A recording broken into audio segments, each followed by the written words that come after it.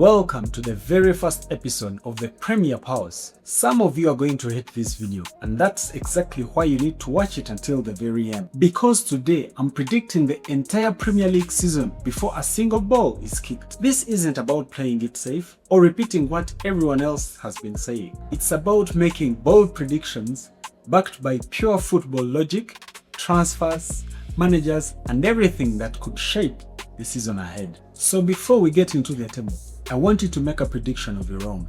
Who do you think will be lifting the Premier League trophy at the end of this season? Drop your thoughts in the comments and you're about to find out mine.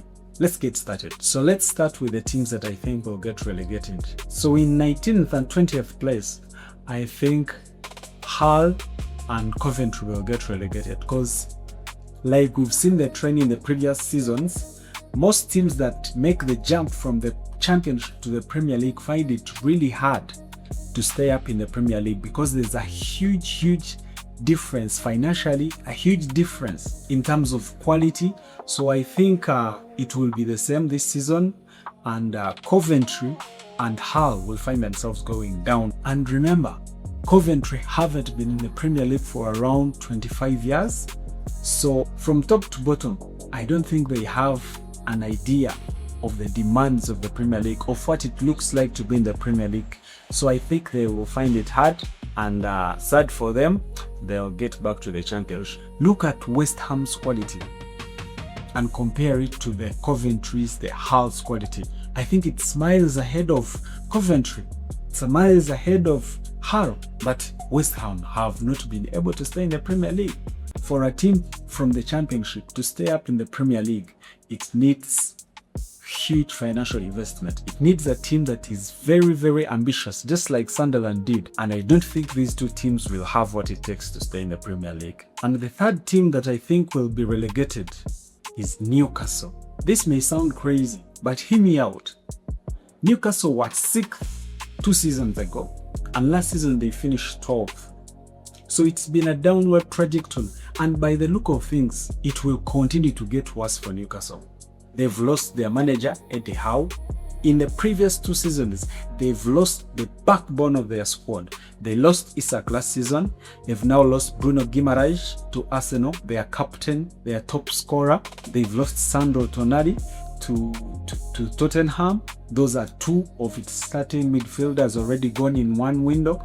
They've lost Anthony Gordon to Barcelona, and they could also lose Lewis Hall to Manchester United. So it is definitely not a happy place at Newcastle right now. Look at the signings they made. Nick Woltemata, flop. Anthony Elanga, flop. Yohan Wissa, flop. Jacob Ramsey, flop. And on top of that, they've now brought in a coach from the Saudi League. So does it sound crazy if I say that Newcastle are going to be relegated, or at least in the relegation battle next season? And then we move on to the top 6 positions. And in 6th place, I have Tottenham Hotspur.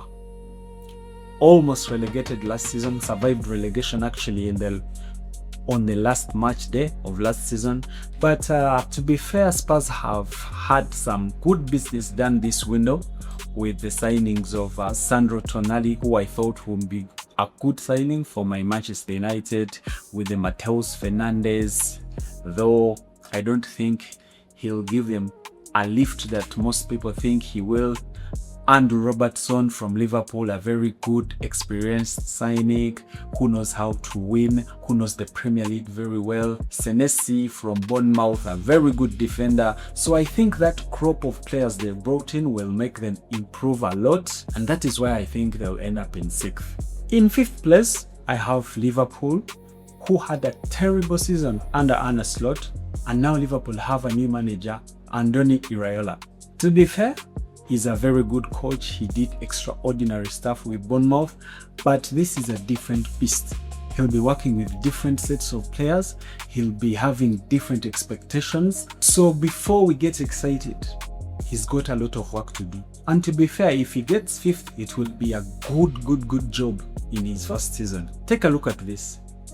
They've lost Konate to Real Madrid. Say whatever you want about him, but he has been a player for Liverpool. He has been a starting defender for Liverpool for these years. And Virgil van Dijk is a year older, and yet he was slacking off last season.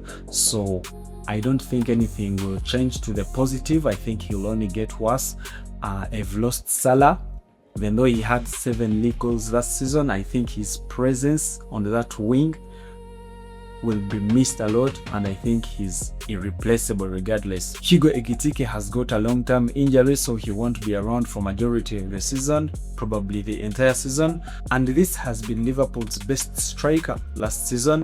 Isak is back, but I think as we know, he's always injured, so expect 2 or 3 injuries within next season. So I think he's got a lot of work to do at Liverpool, Andoni Raiola. But I think 5th place will be good for him if he manages to achieve that, and I think he will. In 4th place, I have Manchester City. Pep Guardiola-less Manchester City, and now with Enzo Maresca. So if you look at every club post a great manager, they've always had it difficult. If you look at Manchester United, after Alex Ferguson, they struggled with Moyes, who was gone within a year. If you look at Arsenal, after Wenger, they struggled under Unai Emery, and he was also gone. So I think the same will apply to Manchester City. In the first season after Fergie, Manchester United finished outside of the top 4. The reason why I think Manchester City will finish 4th is because it still has the Dokus, it still has the O'Reillys, it still has the Shakis, it still has the Donnarummas. So I think the quality is still there, even though they are going to lose Rodri probably to Barcelona or Real Madrid, and they've also lost Bernardo to Real Madrid. So I think this season they will lack in magic that they've always carried with Pep and the set of players that have left in recent years. But I think the quality to keep them in the top 4 is still there. So I definitely think they'll finish in 4th. In 3rd place, I have Manchester United, who are now under Michael Carrick on a full-time basis. And this is a man that came in the middle of last season, and at the end of the season, he had collected more points than any other manager in the league. Despite the fact that Manchester United was playing 1 game a week, I think that is still an incredible achievement. And moving into this new season, that will mean Champions League football. That is no longer 1 game a week, it is 2 or more games a week. So I think Manchester United are trying to address that in the window, even though it now looks to be slow. But they have done some good bits of business with Tielemans in midfield. So I think Manchester United have got a bit of stability that most of these big teams don't possess coming into this season. And if they could work upon a few positions, for instance, if they could sort out the left back position, if they could add a striker to help out Shesko, if they could add a central defender, I think Manchester United will be a good side. All this talk of 2 games a week, or they finished 3rd last season because they played 1 game a week, so they won't be able to handle 2 games a week. There's a huge difference between playing 1 game a week and 2 games a week. But I think Manchester United players will be able to handle that. Come on. Speaking of 1 game a week, in 2nd position, I have Chelsea, who have done some good business this window. Let's be honest, they brought in a very good coach, Xabi Alonso. They've brought in a good defender, Maxence Lacroix from Crystal Palace. They've brought in Morgan Rogers from Aston Villa. So if you look at the Chelsea squad on paper, I think it's a solid team that could go for the league. If they manage to sort out the goalkeeper issue, I think Chelsea could be in contention for the league next season. Because remember, they'll be playing only 1 game a week next season.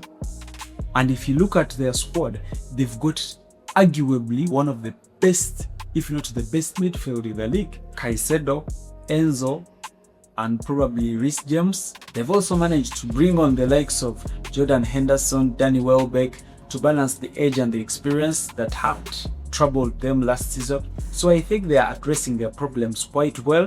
But one of the key positions they shouldn't forget if they are to challenge is the goalkeeper position. And of course, it's already obvious that Arsenal are going to retake the league this season. I have Arsenal in 1st position.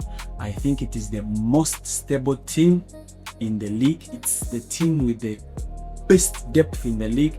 It's the team with currently the best manager in the league. So I think this season Arsenal will run away with the league, but they've got to score more goals this season, which I think they will. They've managed to bring in Bruno G from Newcastle. So I think they are brilliant additions to a very good team, to a Premier League winning team. The only bit of business that I'm worried about was Solis, because I don't think he's an upgrade on Trossard, who has been a prolific player for them, who has been an experienced Premier League player. But you can see the intention is there to improve on their flanks, which has been an obvious problem.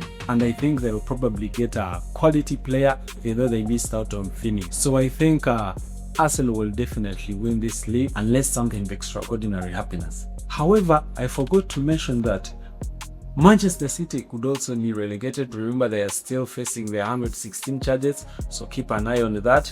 But other than that, Arsenal first, Chelsea second, Manchester United third, Man City fourth, Liverpool fifth, and Spurs sixth. And if I could go further, Aston Villa in 7th position. Teams to be relegated: Newcastle or Ipswich, Coventry in 19th position, and Hull in 20th position. Top scorer this season, I'll go with Victor Gyökeres, though most of you will go with Erling Haaland, but I think this season Victor Gyökeres will score loads of goals. And top assister, usual suspect, Bruno Fernandes. Most saves, I'll once again go with Gianluigi Donnarumma, though most of you will go with David Raya. So that's been it. Those are my thoughts. What do you think? Let me know in the comments. Catch you in the next one.